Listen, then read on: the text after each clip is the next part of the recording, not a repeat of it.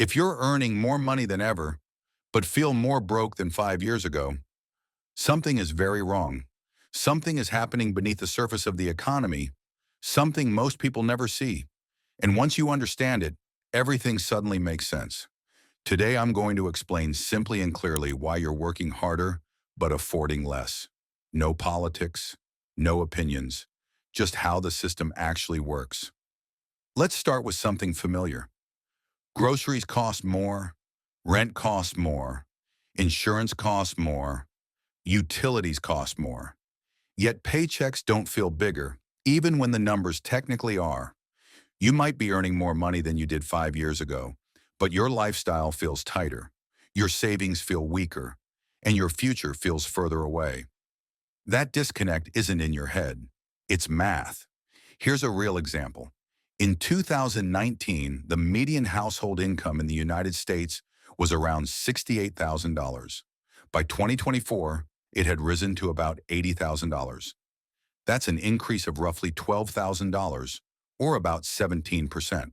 Sounds great, right? But during that same period, the cost of everyday essentials exploded. The average grocery bill increased by over 25%. Rent in many cities jumped by 30 to 40%. Used car prices surged by nearly 50% at their peak.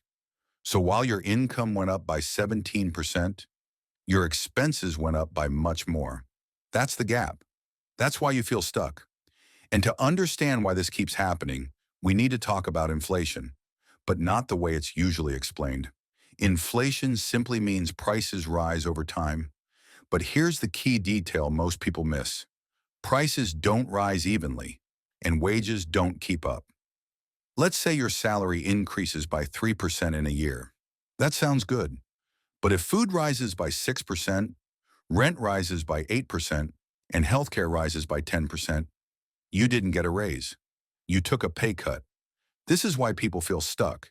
Your income moves slowly, but your expenses move fast. And that invisible difference is where purchasing power disappears. Think of it this way. Purchasing power is what your money can actually buy. If you earned $50,000 10 years ago and you earn $60,000 today, it looks like you're doing better. But if everything you need to buy costs twice as much, you're actually worse off.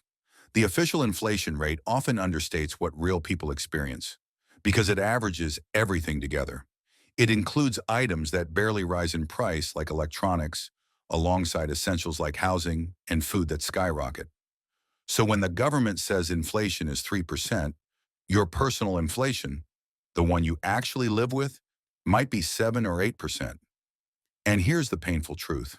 For most workers, wages have barely kept pace with official inflation, let alone real-world cost increases. According to the Bureau of Labor Statistics, real wages, meaning wages adjusted for inflation, have been essentially flat for decades when you look at median workers. You're running faster just to stay in the same place. Now here's where the real aha moment happens. There isn't just one kind of inflation, there are two: consumer inflation and asset inflation. Consumer inflation is what most people feel.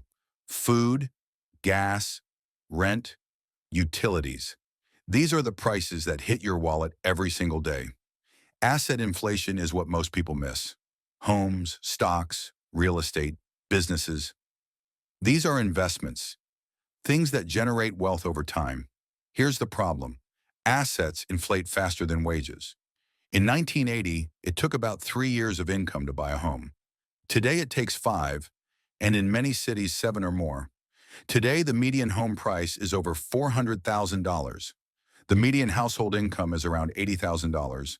That means the average home now costs 5 times the average income.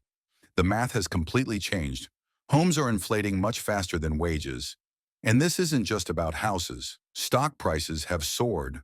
The S&P 500 has gone up over 400% in the last 20 years, even when adjusted for inflation.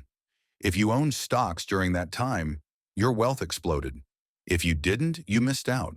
So if you don't already own assets, they move further out of reach every year. This is why home prices explode faster than incomes. Why stocks feel expensive? Why wealth seems to concentrate at the top. The system rewards ownership, not effort. And this creates two very different economic experiences. People who own assets get wealthier almost automatically. People who don't own assets work harder just to stay afloat. Now let's talk about savings. Most people believe saving money is safe. Put it in the bank, watch it grow. But inflation changes that.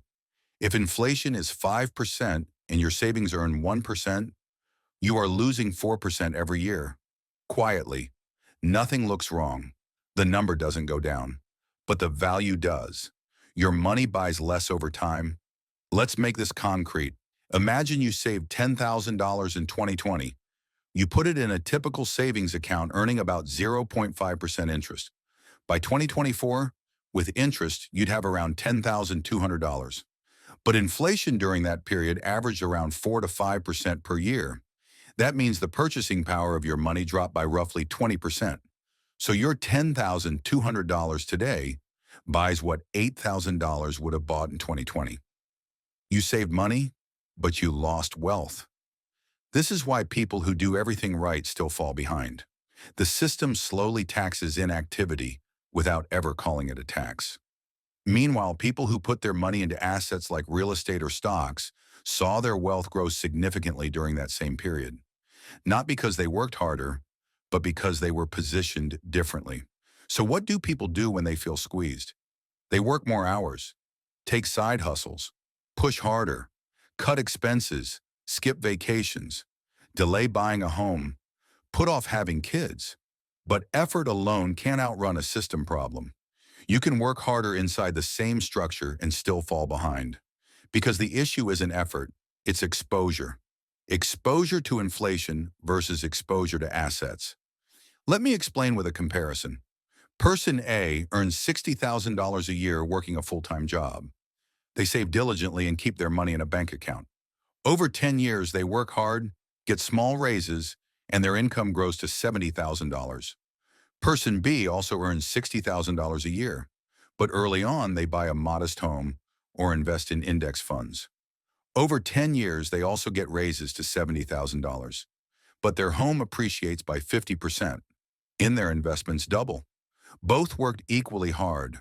Both earned similar wages, but person B is now significantly wealthier. Not because of effort, but because of exposure to assets. And most people were never taught this difference. Schools teach you to work hard and save money, but they don't teach you that in an inflationary system, saving alone isn't enough. You need ownership.